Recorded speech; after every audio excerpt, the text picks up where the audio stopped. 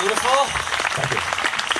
All right, well, maybe I have another question, then we can take another question too. I was amazed, like we all were, watching the constant great videos that you were going around the world every 90 minutes, 16 times a day. So that's got to make the world feel smaller. And I think that what was interesting for all of us is it made the world feel smaller for me to watch. And I'm wondering, after going through all that, when you coming back now, back on the ground, how does that make the world feel different to you right now? I think if that makes any sense, how is the world different after that? With your So if they took any one of you right now and put you on board the space station, of course, the first thing you'd want to do after you throw up was to go over to the window and look at the world. And the first thing you'd look for would be stuff that you know. You'd be looking for, Ottawa. You'd be looking for some place you grew up or where your grandparents were or some place you visited on vacation. But after a while, we go from Victoria to Halifax in about 10 minutes. After a while, you'd get over the places that you've already been and start to just see the whole thing. And then you'd notice that any place that you've been, Ottawa, looks exactly the same from space as some city in Africa that you've never even heard of before.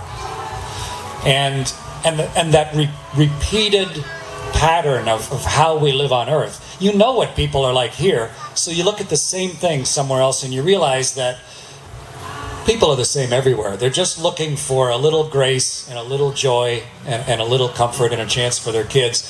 And that's happening here. When you see the pattern repeated all around the world, you just get so reaffirmed with that. And after a real short time up there, I just started referring to everything as us, because it felt that way. This is where some of us live. This is where 8 million of us choose to live, somewhere like Karachi or somewhere. And there's lots of trouble spots in the world, but there is an enormous wealth and reserve of beauty. We tend to focus on the ugliness. There is an unlimited amount of gorgeous world to look at and an unlimited number of wonderful people to get to know. And that's how I felt coming back from space, was just wanting to know all those people.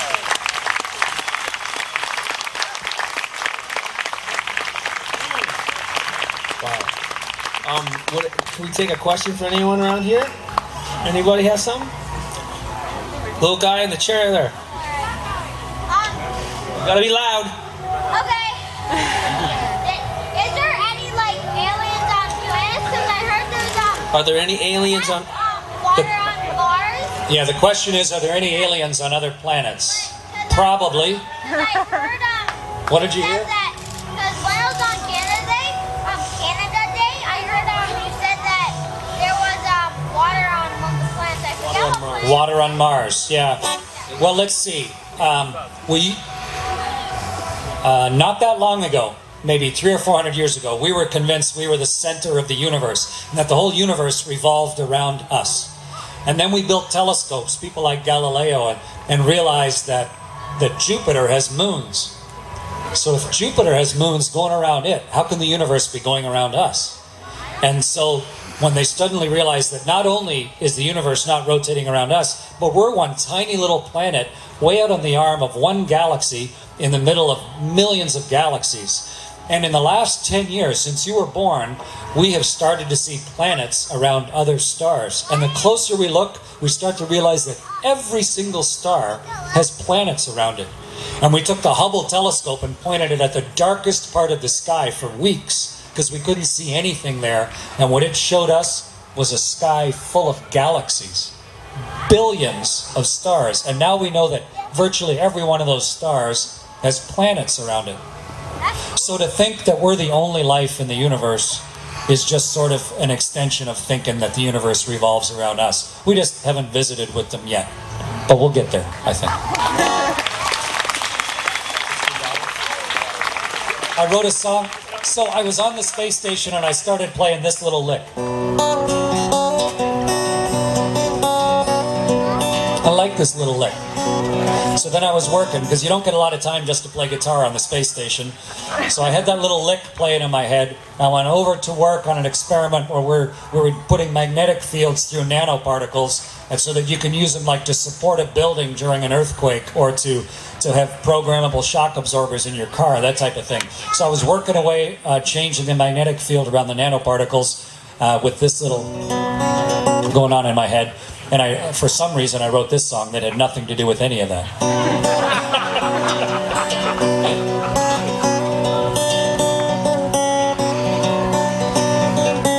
I'm on this road, chasing tomorrow. I don't know where today has been. And I've been told that all my sorrows are just the daughter of my sins.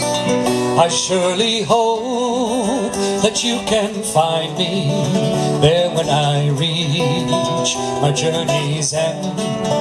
We'll talk of love and ties that bind me, and then we'll end up here again.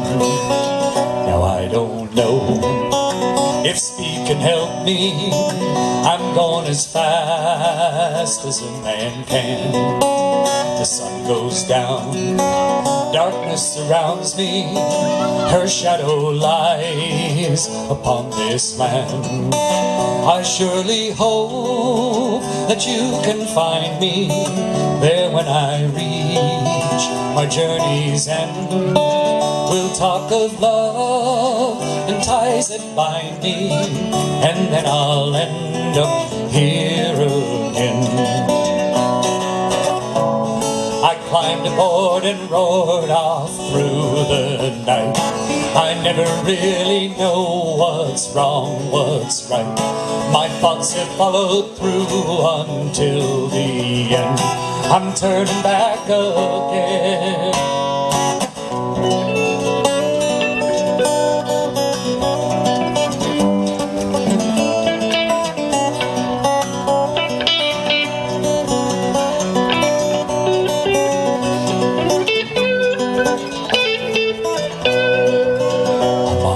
Road, chasing tomorrow.